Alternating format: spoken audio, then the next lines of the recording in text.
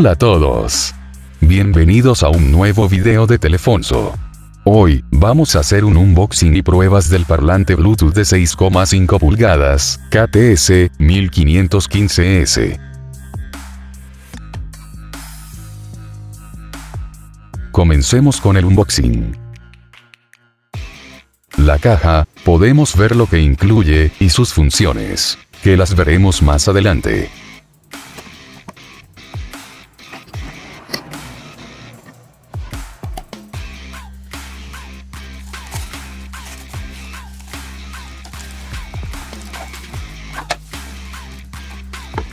Lo primero que encontramos al abrir es un micrófono con cable muy elegante, ideal para tus fiestas de karaoke. Además, incluye el cable USB a micro USB para cargarlo.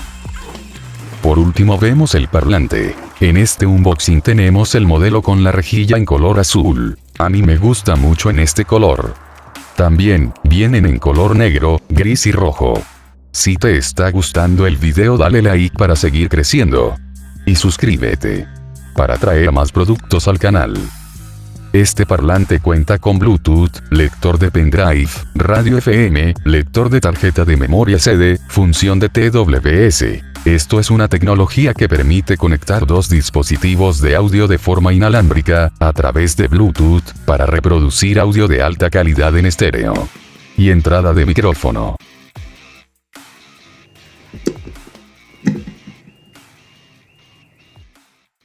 Prueba de sonido.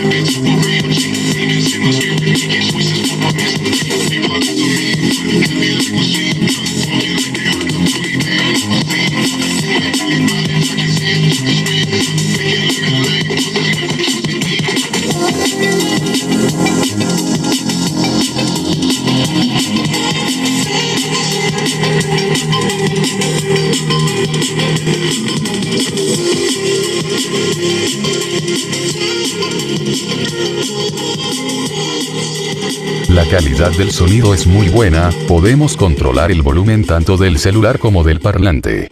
Gracias a su pantalla LED vemos el nivel de volumen, si está en modo radio nos mostrará el dial de la radio en que está sintonizado.